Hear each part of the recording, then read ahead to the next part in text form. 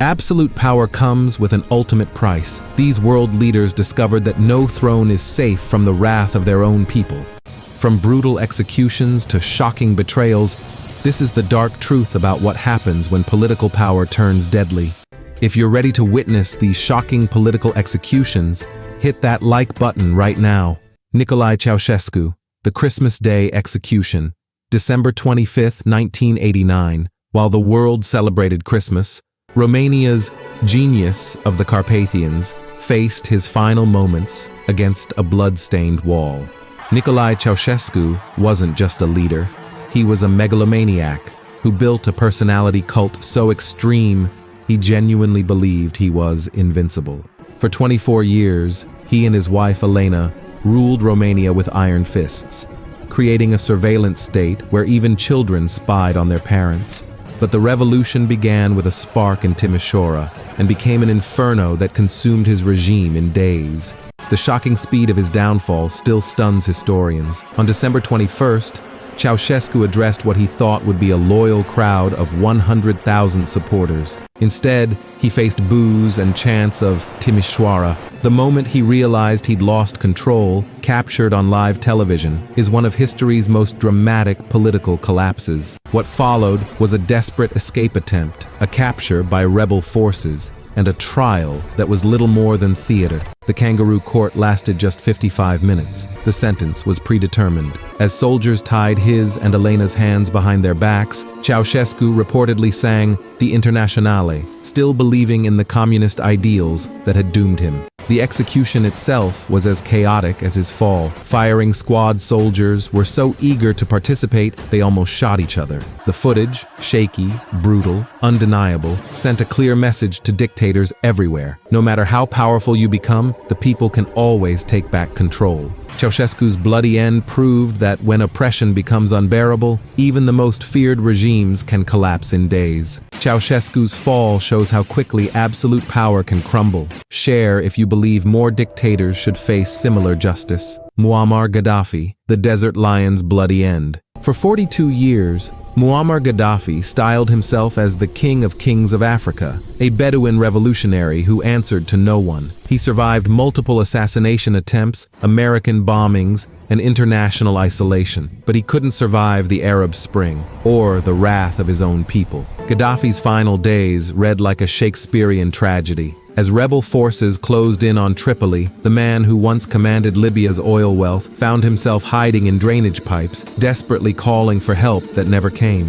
The capture footage is surreal. Rebels pulling the brother leader from a concrete hole, beaten and bloody, still defiant even in defeat. But the real horror came next. Cell phone footage captured Gaddafi's final moments, dragged through the streets, beaten by the very people he'd oppressed for decades. The exact circumstances of his death remain controversial, but the visual evidence is clear. He was executed summarily with a gunshot to the head.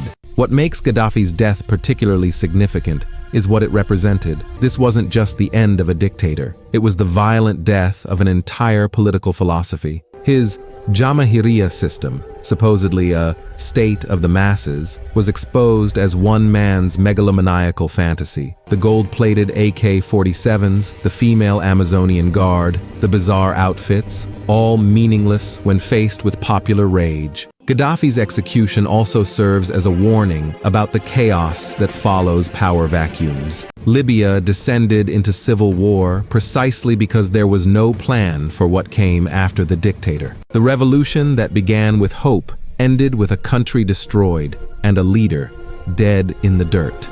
Gaddafi's brutal end changed the Middle East forever. Subscribe to see how his legacy continues to shape global politics today. Saddam Hussein, the hanging herd round the world. December 30th, 2006. The butcher of Baghdad met his end at the end of a rope, and the world watched every second. Saddam Hussein's execution wasn't just about justice. It was political theater of the highest order, designed to send a message that would echo through history. Saddam's capture itself was humiliating. Found hiding in a spider hole, disheveled and defeated, the man who once commanded one of the Middle East's most feared armies was reduced to a terrified prisoner. His trial dragged on for 2 years. with Saddam often dominating proceedings with his defiant rhetoric. But it's the execution footage that remains burned into collective memory. The shabby execution chamber, the taunting guards, Saddam's calm dignity in his final moments, and then the sudden drop. The grainy mobile phone footage that leaked showed more than just an execution. It revealed the sectarian hatreds that would tear Iraq apart for years to come. What many don't know is how close Saddam came to escaping this fate. Multiple plots to rescue him were allegedly foiled. He believed until the end that his loyalists would save him. Instead, he was handed over to his Shiite enemies on Eid al-Adha, the most important Muslim holiday, a deliberate insult that sparked outrage across the Arab world. Saddam's hanging didn't bring closure to Iraq. Instead, it unleashed the sectarian violence he had suppressed through brute force. His execution represents the ultimate paradox of removing dictators. Sometimes, the devil you know is better than the demons you unleash. Saddam's execution remains one of history's most controversial moments.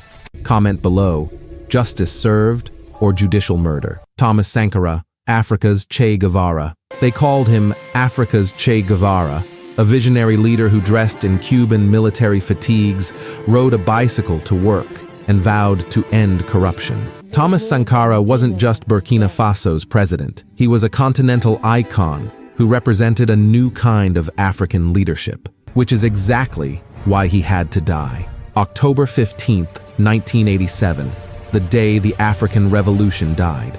Sankara was holding a meeting with his ministers when assassins stormed the room. The man who led the charge, his best friend and second-in-command, Blaise Compaoré. The betrayal was so complete that Sankara's body was dismembered and buried in an unmarked grave, while Compaoré installed himself as president for the next 27 years. Sankara's crime? He was too successful. In just 4 years, he vaccinated 2.5 million children, planted 10 million trees to combat desertification, and elevated women's rights to unprecedented levels. He sold the government's Mercedes fleet and made the Renault 5 the official ministerial car. He changed his country's name from Upper Volta to Burkina Faso, land of upright people.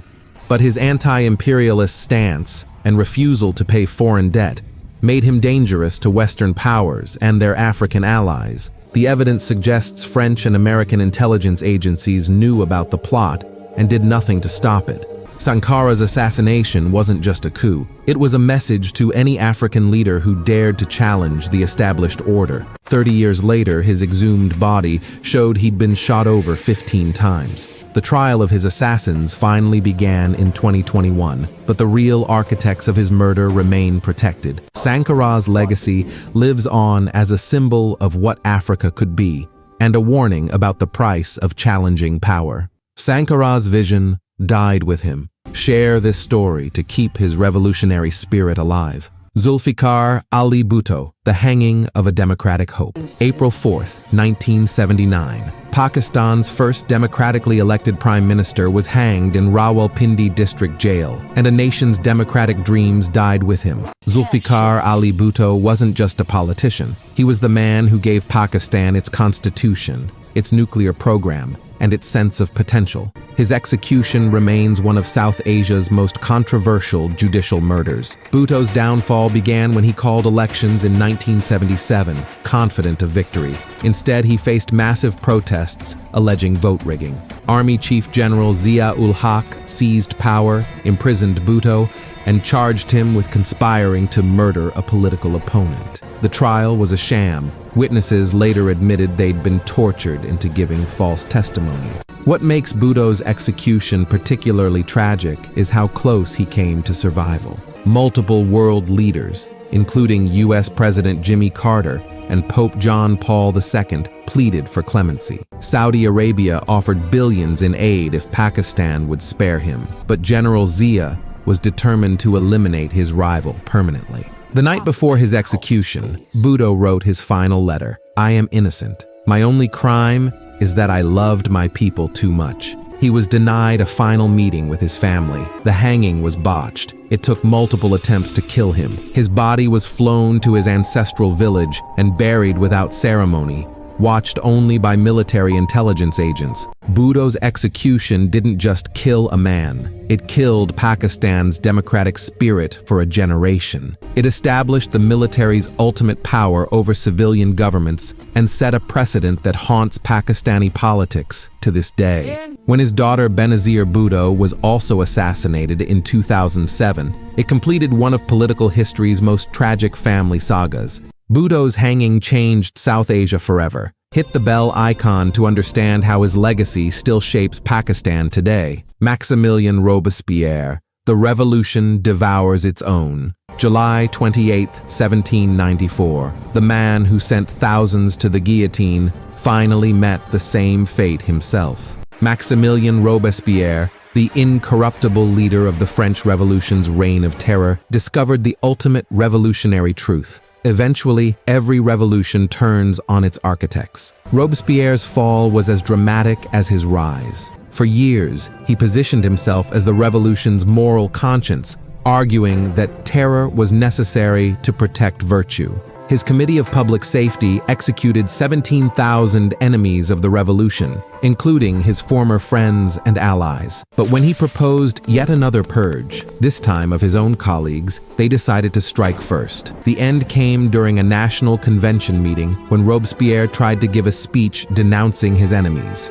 Instead, he was shouted down with cries of "Down with the tyrant." The man who once controlled France was suddenly an outlaw, fleeing through Paris with his loyalists. The most dramatic moment came during his capture. A soldier shot Robespierre in the jaw, either during a suicide attempt or as retaliation. The injury left him unable to speak at his own trial. The next day, he and 21 supporters were guillotined before a cheering crowd that had once adored him. Robespierre's execution represents the ultimate political lesson. Absolute power inevitably creates absolute enemies. His death ended the reign of terror, but began the cycle of reaction that would eventually lead to Napoleon's dictatorship. The revolution he helped create ultimately consumed him, a pattern that would repeat itself in every major revolution to follow. Robespierre's fate shows no revolutionary is safe. Share this timeless political lesson. Park Chung-hee, the Allies' bullet. October 26, 1979. South Korea's most powerful man was shot by his own intelligence chief during a casual dinner. Park Chung-hee wasn't just a president. He was the architect of South Korea's economic miracle, a ruthless dictator who transformed a poor nation into an industrial powerhouse. But his obsession with control ultimately cost him his life. The assassination scene sounds like something from a spy novel. Park was drinking whiskey and eating dinner with his inner circle when Kim Jae-gyu, his longtime friend and CIA director, suddenly stood up and declared, "How can we conduct diplomacy with such a mess?" before shooting Park in the chest. The motive remains debated. Kim claimed he killed Park to restore democracy and stop another massacre of protesters. Others believe it was a power grab or personal revenge. What's undeniable is that Park's authoritarian style had created enemies everywhere, even among his most trusted aides. Park's 18-year rule was marked by incredible economic growth and brutal political repression. He changed South Korea's destiny but destroyed its democracy. His assassination opened the door